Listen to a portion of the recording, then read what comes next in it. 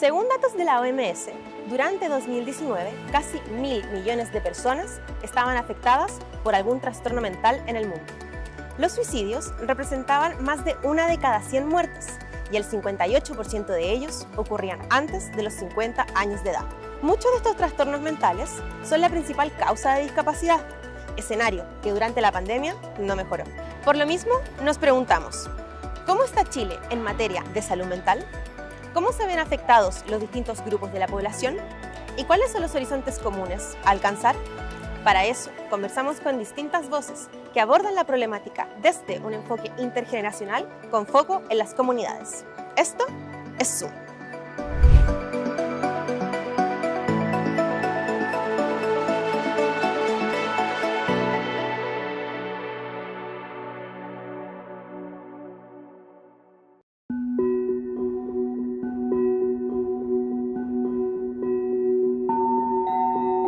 ¿Cómo está Chile en materia de salud mental? Ya sea desde la caracterización de las distintas psicopatologías que existen, cuáles son las distintas situaciones que gatillan problemas de salud o los grupos de la población que pueden verse más afectados por ciertos temas.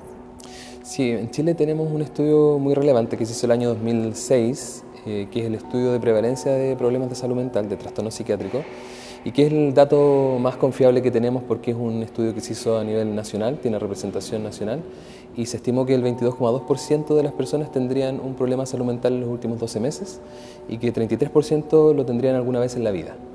Luego se hizo otro estudio muy importante, esto lo desarrollaron el equipo de la Universidad de Concepción, con el profesor Benjamín Vicente, y hicieron lo mismo pero para población infanto-juvenil y se estimó una cifra más o menos similar, 22,5% se estimaba que iba a ser la prevalencia de problemas de salud mental en esa población en los últimos 12 meses. Y a propósito de la pandemia hemos visto cómo eso no ha mejorado, de hecho durante la pandemia teníamos bastantes índices de depresión y dentro de toda la población hay grupos que se han visto más afectados, por ejemplo las mujeres, por ejemplo adolescentes y jóvenes, por ejemplo las personas que estuvieron ahí en primera línea trabajando como personal de salud y personas que tienen ciertas situaciones de precariedad, personas migrantes e indígenas que también tienen otras situaciones y población LGBT y AQ+, por discriminaciones que viven. Muchas de las brechas de acceso a programas y terapias de salud mental se explican por la escasa disponibilidad de centros y profesionales o por dificultades económicas. A esto se suman otras barreras, como el estigma. Si bien durante los últimos años esto ha mejorado, distintos informes señalan que todavía hay un porcentaje de personas que no busca tratamiento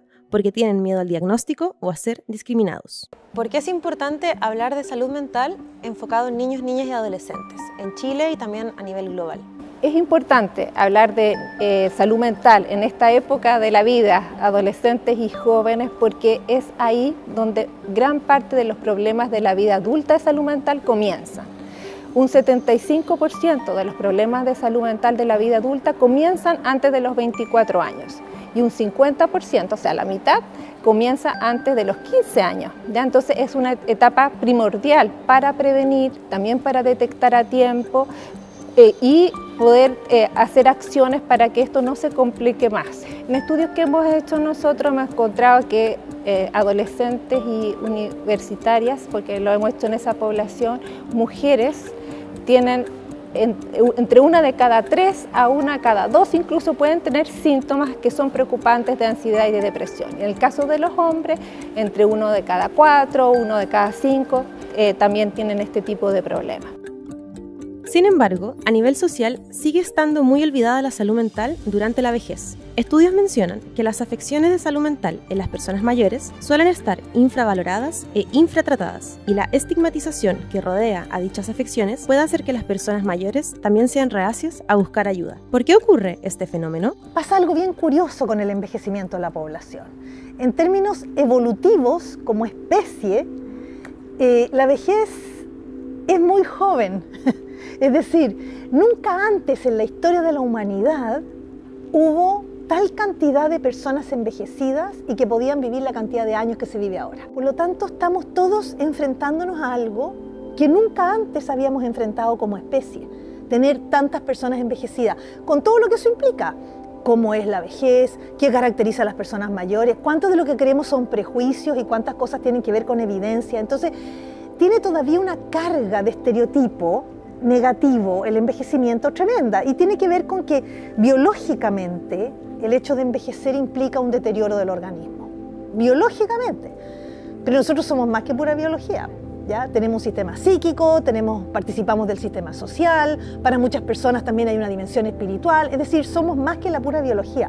Sin embargo, como que la vejez se asocia a deterioro, declive, porque biológicamente es eso, pero psicológicamente puede ser distinto. Es decir, tú puedes ver una persona mayor con una patología física importante, yo lo veo, lo he visto, una patología física bien limitante, pero que psicológicamente está más madura y más resiliente que nunca. Claro, sí, pues, o sea, yo siento que igual hay una idea más o menos instalada de que la vejez no sirve de alguna forma, ¿cierto? Que no pueden trabajar porque no son productivos, porque Exacto. no responden a este sistema de producción, en el marco quizás como de una perspectiva adultocéntrica, ¿cierto? Que pone lo adulto como el centro y el foco para observar las distintas etapas de la vida. No sé si también lo has visto tú, si es que eso tú ves que se ve en la sociedad, en la política pública también. Yo diría que uno de los puntos que tiene mucho que ver con lo que tú estás diciendo es que, y de lo que estamos al debe, creo yo, como sociedad todavía, en general, a nivel mundial, no solamente acá, es qué pasa con eso que de alguna forma que tú describes es como una suerte de muerte social. O sea, hay como una etapa donde ya se acabó, dejé de trabajar, dejé de criar, dejé de estar a cargo de otras cosas. Entonces, ¿qué? Entonces, por una parte, se deja de valorar a esa persona, porque no está haciendo o entregando o saliendo en la foto, por decir. Y por otro lado, la misma persona muchas veces lo pasa muy mal, porque yo también lo escucho, no lo estoy inventando. O sea, ¿para qué sigo acá, Daniela? Soy un cacho. ¿Cuál es el sentido? Porque una cosa es vivir más, perfecto, y otra cosa es ¿para qué vivir más? Y ahí todavía no hemos podido dar una respuesta como sociedad de, bueno, ¿cuáles son los nuevos roles? Las nuevas instancias de participación para las personas mayores, que no tienen por qué seguir en la misma lógica productiva de antes.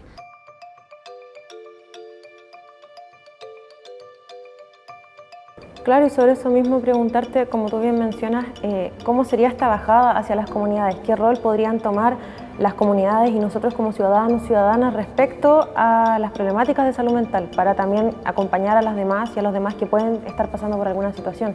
Existe un concepto hoy día que ha tenido bastante protagonismo, que es la alfabetización en salud mental, y que básicamente es poner a disposición conocimientos, actitudes que favorezcan el cuidado, la búsqueda de ayuda, una conversación no estigmatizante en salud mental. Se ha estudiado que el estigma es más perjudicial para las personas que viven con problemas de salud mental que los propios síntomas, y para el acceso, por supuesto, también. Entonces las comunidades pueden conocer de salud mental, y ya en un nivel como un poco más intensivo, por decirlo así, las personas se pueden formar en diferentes programas que los convierten en monitoras, en promotores, en agentes comunitarios en salud mental. Este enfoque es el que reúne a las y los integrantes de Manitos de Confianza, agrupación estudiantil de FEN que trabaja temáticas de salud mental desde la misma comunidad, acentuando la preocupación por garantizar condiciones externas que cuiden la salud mental de las y los estudiantes. Bueno, lo que nosotros buscamos es ser la primera línea. O sea, eso significa como que si un compañero necesita algo, poder ir nosotros a contenerlo y con ello también saber qué es lo que va a necesitar más adelante. Dentro de la facultad, lo que más vemos es la carga académica. La carga académica de repente es excesiva y lamentablemente no deja tiempo para recuperarnos de, por ejemplo, las solemnes. Claro. No nos deja tiempo en donde nosotros podamos recuperarnos de ese esfuerzo tan grande que pudimos haber hecho para poder prepararlas. Nosotros buscamos que no solo nosotros nos sintamos mucho mejor, sino que nuestro entorno también ayude a que podamos seguir sintiéndonos bien, podamos continuar esa etapa. Sabemos que hay muchas enfermedades, hay muchos trastornos que lamentablemente afectan dentro de tu vida universitaria. Entonces, ¿por qué no hacer un poquito más sencillo este proceso que se supone que es el mejor que vas a tener en tu vida? Entonces, más que nada eso, buscar que se concientice sobre el tema, que se hable, es que deje de ser un tema tabú, es que se tome la importancia de lo que es la salud mental, de concientizar sobre ella, de promoverla también, el bienestar estudiantil. Creo que eso es uno de los factores que más necesitamos como entrar.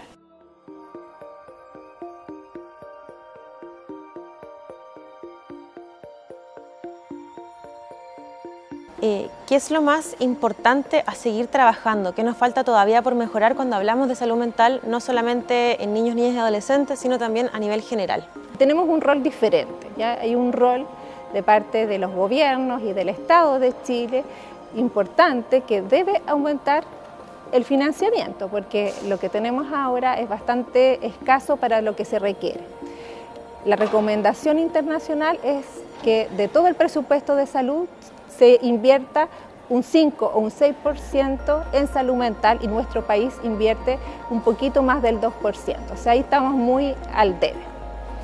Ahora, no es solamente salud quien tiene que intervenir, sino que también, por ejemplo, el Ministerio de Educación, de las Culturas y las Artes, el Deporte, Desarrollo Social, casi todos los ministerios pueden aportar a la salud mental con una mejor calidad de vida.